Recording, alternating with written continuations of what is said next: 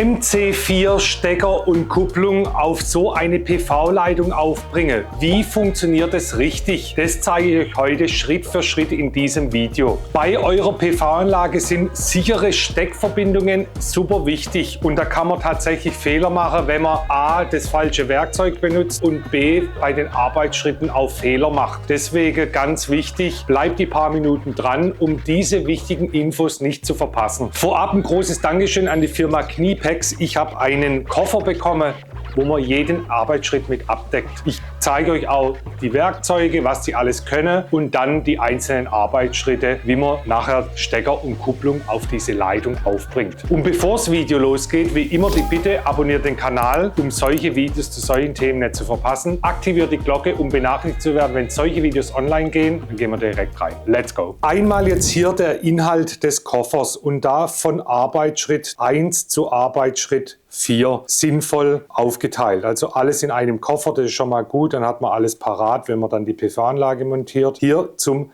Leitung schneiden. Hier kann man auch die ganz gängigen PV-Leitungen mit abschneiden. Hier auf Länge, zack, ganz easy mit der Kabelschere. Dann kommt der nächste Schritt. Wir haben hier die Abisolierzange und Abmantelzange. Hier, wenn man sie drückt, sieht man diesen Vorgang. Zeige ich später nochmal detailliert an der Leitung. Man hat hier die Möglichkeit, dann 4 mm Quadrat, 6 mm Quadrat und 10 mm Quadrat abzuisolieren. Hier über diese verschiedenen Messer. Hier gibt es 4 mm, 6 mm, 10 mm. Und dann haben wir hier ein Einstellrädchen mit einer Skala hier unten drauf, wie viel Millimeter man abisoliert. Und ich mache hier bei meinen Leitungen zwischen 6 und 7,5 mm, um die dann nachher hier sauber in die Stecker bzw. Kupplung reinzubekommen. Und hier ganz wichtig beim Abisolieren, man darf die einzelnen Litzen dieser Leitung, dieser Ader nicht verletzen und das stellt man sicher, wenn man sauberes und gutes Werkzeug hat und da ist dieses hier dafür gedacht. Dann der nächste Schritt, hier das Aufkrimpen des Steckers und auch hier, man hört es mit der Ratschentechnik, man kann hier Schritt für Schritt einratschen, man kann das, wenn man sich vertan hat, auch wieder lösen. Hier hat man 4 mm, 10 mm und 6 mm Quadrat und hier steht es auch vor MC4 und MC4 Evo 2. Hier kann man beide Steckertypen auch hier aufkrimpen. Nur dieses Werkzeug hier hinten müsste man tauschen. Einmal hier für Evo 2 und hier haben wir das Ganze nochmal für MC4 normal sozusagen. Und dazu dann auch hier passend der Inbusschlüssel und hier auch noch ein Gabelschlüssel, um das nachher zu tauschen.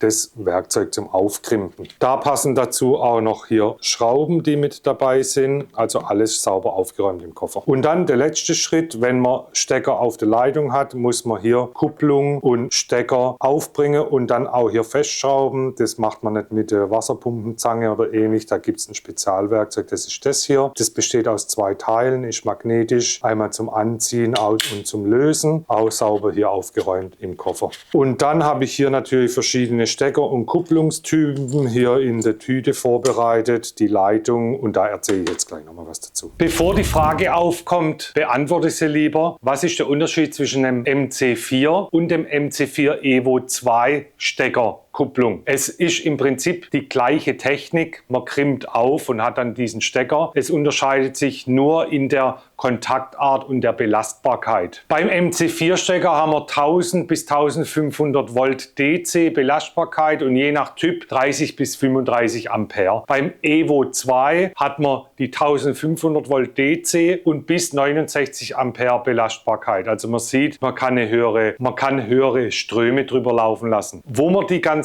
braucht, da könnt ihr nochmal ein extra Video zu machen. Wenn ihr wollt, schreibt es mal gerne in die Kommentare, dann gehen wir nochmal mehr in die Tiefe. Heute geht es nur darum, die Stecker aufzubringen, aber ich wollte es nicht unkommentiert lassen. Und auch hier alle Produkte, die ihr findet, hier im Video, verlinke ich euch unten in der Videobeschreibung. Falls ihr das dann selber machen wollt zu Hause, dann hier die in der Beschreibung auf jeden Fall. Und Stichwort selber machen, was ich euch jetzt hier alles zeige, sollte nur von Fachpersonal gemacht werden. Also vielleicht bist du Elektriker, der jetzt das Thema PV neu denkt, dann auf jeden Fall hier eine Anleitung, wie das funktioniert. Vielleicht bist du in der Ausbildung, aber ich weiß, es verirren sich hier auch Laien, die das selber machen möchten. Also da lieber eine Fachfirma noch dazu holen, die das Ganze nochmal kritisch beäugt. Weil wie eingangs schon gesagt, sichere Verbindungen sind da ganz wichtig, weil hier, wenn es nicht richtig sitzt, die Leitung nicht sauber aufgepresst ist, Übergangswiderstände, Wärme, Brand. Also das kann im schlimmsten Fall passieren und das wollen wir natürlich nicht. Und jetzt gehen wir über zur Anleitung. Hier jetzt zuerst einmal die Komponenten. Wir haben einmal die PV-Leitung, die gibt es in der Regel dann in Schwarz und Rot für Plus und Minus DC. Und dann haben wir hier die Aufnahme für die Kupplung, also einmal hier die Kupplung an sich, das PVC-Teil und dann der Einschub, der nachher hier rein muss mit der Leitung. Das machen wir dann in den nächsten Schritten, dass wir diese Teile auf die Leitung aufbringen. Und hier das gleiche als Gegenstück als Stecker. Hier die Steckeraufnahme und hier der Einschub des Steckers. Und hier sieht man dann schon mal, man hat hier so zwei Flügel dran, die sich nachher dann über dieses Krimpen zusammendrücken und auf die Leitung dann aufgebracht sind. Und dann machen wir das Ganze jetzt Schritt für Schritt. Einmal für den Stecker. Und dann haben wir im zweiten Schritt jetzt die Leitung vorzubereiten. Und da haben wir hier dieses Abmantel-Abisolierwerkzeug. Ich mantel hier so zwischen 6 und 7,5 mm ab, um das hier nachher sauber an dem Stecker hier einzuführen. Und dafür gibt es dieses Einstellrädchen mit der Skala hier unten, wo man dann das sauber einstellt. Das habe ich jetzt schon mal gemacht. Und dann gibt es hier diese 3 Kerben. Das bedeutet, hier oben ist beschriftet 4 mm, 6 mm und 10 mm Quadrat. Wir haben hier ein 1x6 mm Quadrat. Das heißt, wir brauchen die mittlere Kerbe. Da gehen wir dann hin hier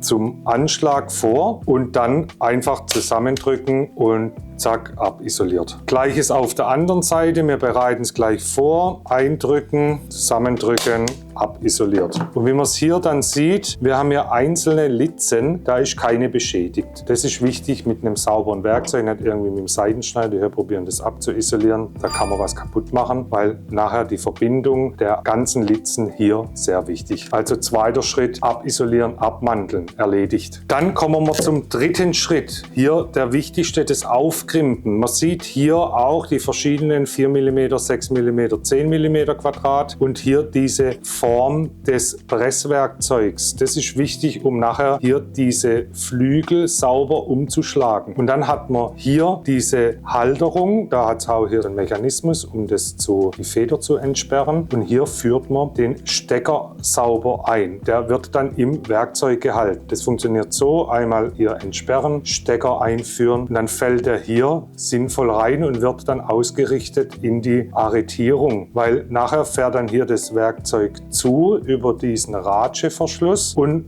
biegt dann die Flügel an die einzelnen Litzen dran und verpresst es sauber. Das machen wir jetzt, damit ihr seht, wie das funktioniert. Hier sauber eingelegt ins Werkzeug. Wir drücken zusammen bis zum Anschlag, bis sich das Werkzeug hier zack wieder öffnet. Dann haben wir hinten die Arretierung, die wir wieder drücken und haben hier den Stecker sauber aufgekrimmt. Man sieht, die Flügel sind sauber umgeschlagen, die Verbindung ist fest und fertig. Einmal Stecker auf der einen Seite und das gleiche auf der anderen Seite dann auch mit der Kupplung. Auch genauso hier einführen beim 6 mm Quadrat. Man sieht, wenn man das dann loslässt, arretiert es ein. Leitung einlegen. Zusammendrücken bis zum Ende, bis sich das Werkzeug wieder öffnet. Hinten entsperren. Und hier genauso aufgebracht und saubere Verbindung drauf. Jetzt verheiraten wir die zwei miteinander. Das wird der Stecker und darauf achten, das ist hier die Buchse mit dem größeren Loch sozusagen. Und es geht ganz einfach hier rein und dann hört man es gleich. Zack, dann ist das hier miteinander verbunden. Das ist fest drin. Das Ganze auf der anderen Seite auch. Zack, und dann hat man das hier drin. Man sieht es hier, da ist dann drin. Und dann diese Überwurfmuttern einmal mit der Hand anziehen. 1 und 2 anziehen. Und dann hat man im letzten und vierten Schritt hier dieses Werkzeug, um die festzumachen. Man kann hier einmal drüber fahren über die Leitung, runter und dann kann man hier die Stecker sauber anziehen. Einmal hier das eine Teil und hier das Gegenüber und dann zieht man das hier so miteinander fest. Und da nicht zu fest, denn nach fest kommt ab und nach ab kommt der Meister. Also so rum und das Ganze dann auch nochmal auf der anderen Seite fest. Und so einfach hat man Stecker und Kupplung MC4 auf eine Solarleitung aufgebracht. Hier noch ein kurzer Trick, wenn man die nachher miteinander verbindet, natürlich macht das jetzt keinen Sinn, aber so sieht es in der Realität aus, hat man oft das Problem, dass man das hier auch nicht so richtig auseinander bekommt. Wenn es einmal steckt, geht es schwer auseinander. Dafür ist in dem Werkzeug auch hier dieses Teil dabei. Das führt man hier ein und kann dann die Stecker einfach lösen, auseinander und gut. Dachtest du, dass es so einfach geht, so Stecker und Kupplung auf so eine Leitung drauf zu bekommen? Schreibt es gerne mal unten in die Kommentare. Wenn ihr noch mehr wissen wollt zu dem Thema PV, Steckertypen, Leitungen, irgendwelche Themen, auch unten in die Kommentare, dann mache ich da gerne nochmal extra Videos dazu. Dieses Set verlinke ich euch auf jeden Fall unten in der Videobeschreibung. Ganz wichtig, mit gutem Werkzeug zu arbeiten, weil, wie schon jetzt ein paar Mal im Video erwähnt, richtige Verbindungen sind wichtig. Also vielen Dank fürs Zuschauen und bis zum nächsten Video. Tschüssle!